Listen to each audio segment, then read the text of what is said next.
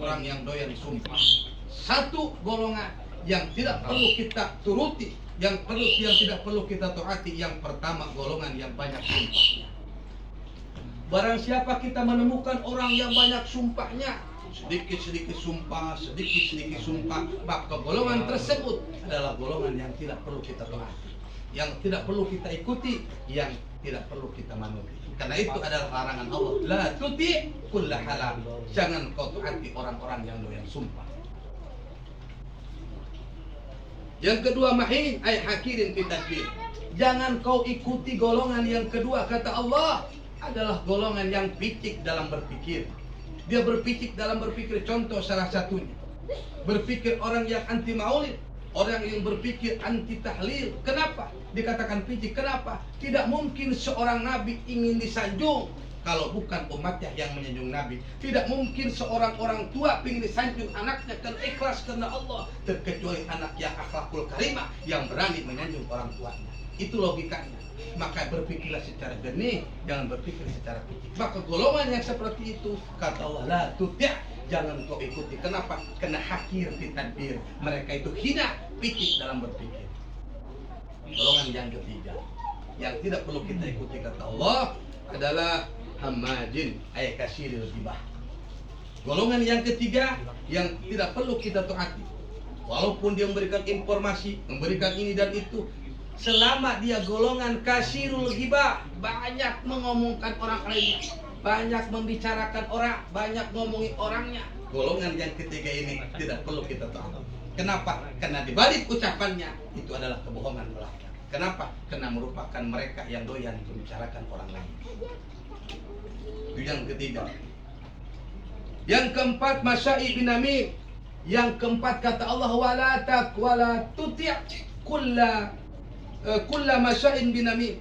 Kata Allah, jangan kau taati, jangan kau ikuti, jangan kau manuti golongan yang kasiri naklil kalam, yang banyak mengalihkan omongan dari satu kaum kepada kaum yang lainnya, yaitu provokator atau orang-orang yang banyak memprovokasi. Apalagi sekarang banyak golongan-golongan atau banyak oknum-oknum yang memang diperuntukkan untuk memprovokasi, menjadi provokator. Maka manakala orang tersebut itu ada, maka kata Allah, la tuti kulla masya'in binamim, jangan kau taati, jangan kau ikuti. Kenapa? Di balik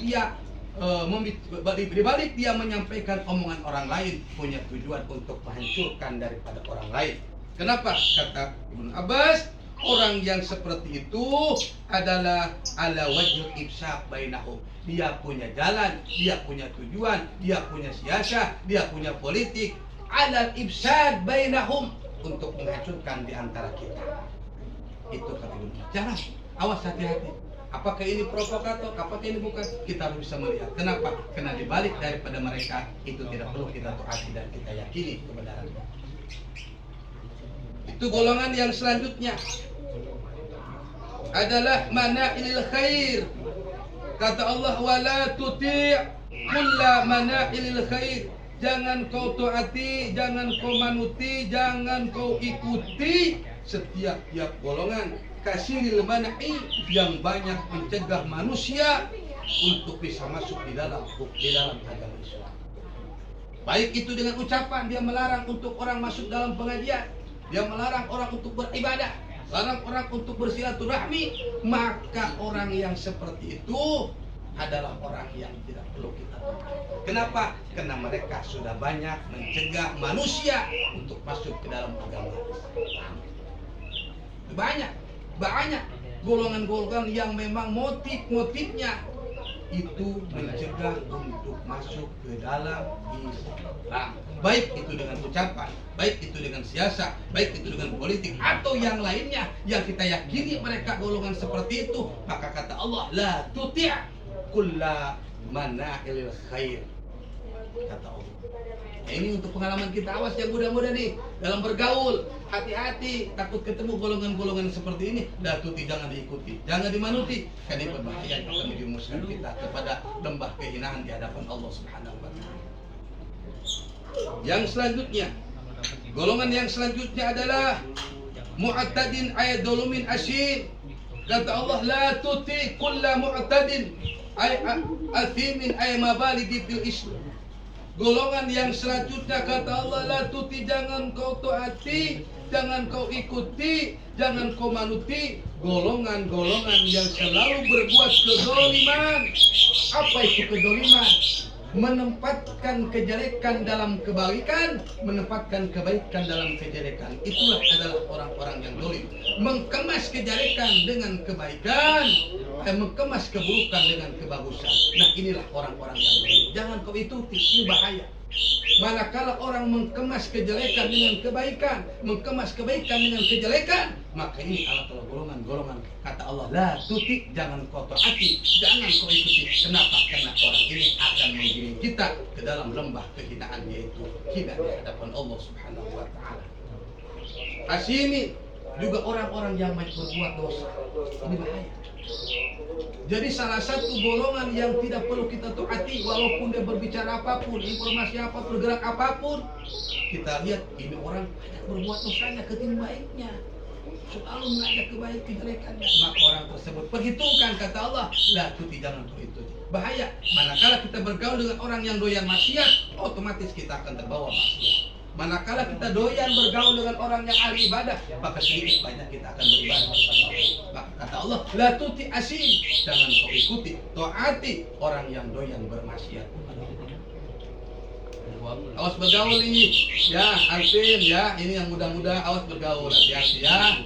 Bergaul boleh saja, tapi hati-hati kalau ada teman yang doyan maksiat, jangan taat, jangan ikuti. Kenapa? Sedikit banyak yang pengaruh dari secara psikologis kita. Mungkin awalnya menghargai, awalnya kita ikut tanggung, akhirnya kita lama-lama terbawa oleh mereka. Jangan ikuti.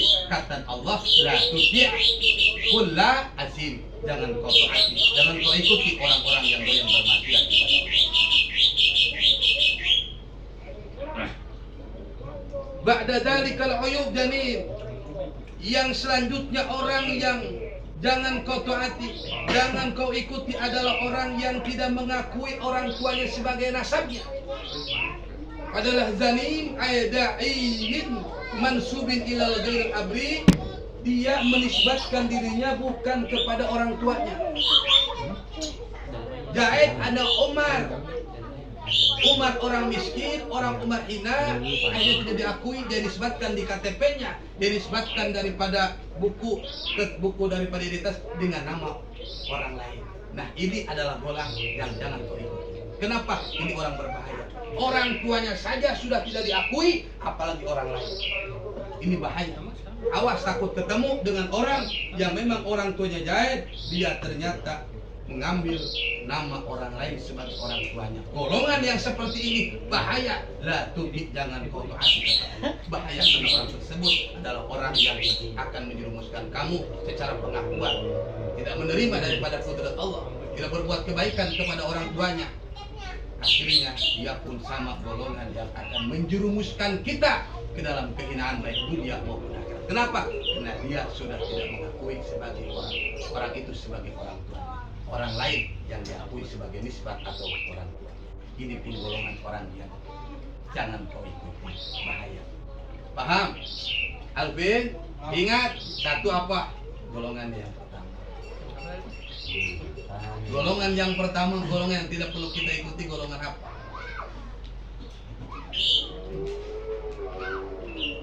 Lupa lagi. Udah nanti ulang bulan depan habis lebaran. Ya. Itu kata Allah, la tudya kulla halab wa kulla mahin wa kulla hamad wa kulla masya'in binamin wa kulla mana'ilil khair wa kulla mu'tadin asyim wa kulla utulin ba'da dalik janim ay da'iyyin mansubin ila ghairil ab, dia menisbatkan kepada selain daripada bapaknya. Wal walid idda'ahul Mughirah bi annahu waladahu wal hal annahu waladur ra'i bi tariqin, bahwa Walid ini adalah anak yang dipungut dari jalan, diakui oleh seorang laki-laki, dia tahu bapaknya adalah orang miskin, tapi dia lebih mengakui bapaknya yang mungut sebagai orang kaya. Ini adalah wali, termasuk adalah orang yang jangan kau ikuti, kau taati. Ini golongannya. Yang kedua, wali bukan orang sembarangan. Kenapa?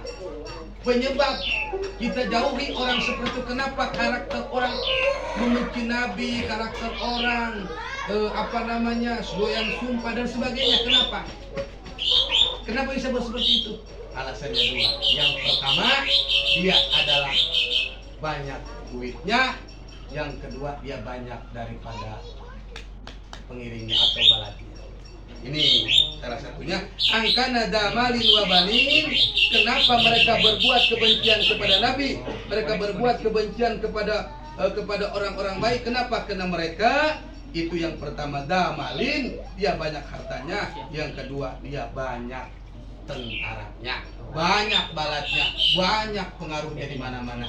Itu adalah karakter orang. Makanya hati-hati, takut nanti kita ketemu banyak harta, kita ketemu banyak anak buah, banyak karyawan dan sebagainya. Hati-hati, psikologis kita akan berubah hingga kita itu merasa melebihi daripada Nabi Muhammad Sallallahu Alaihi Wasallam.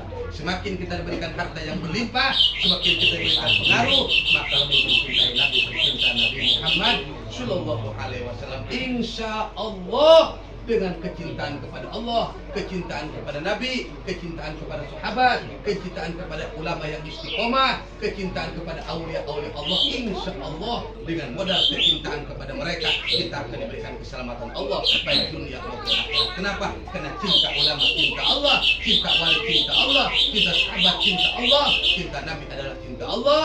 Allah pun akan mencintai kita. Insya Allah dengan kecintaan kita Allah tidak akan memberikan jalan yang jelek, akan tapi Allah akan memberikan jalan yang terbaik untuk kebahagiaan dunia dan akhirat. Amin. Ya Allah ya Rabbal Alamin. Mudah-mudahan kita termasuk daripada pecinta Nabi, pencinta aulia, pencinta ulama, pencinta orang-orang soleh. Insya Allah dengan harapan kita bisa berkumpul kelak di surga Allah Subhanahu wa Ta'ala. Amin.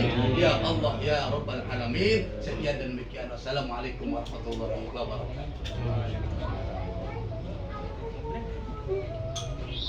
Dengan ngopi bagaimana? Beres informasinya ini hanya menyampaikan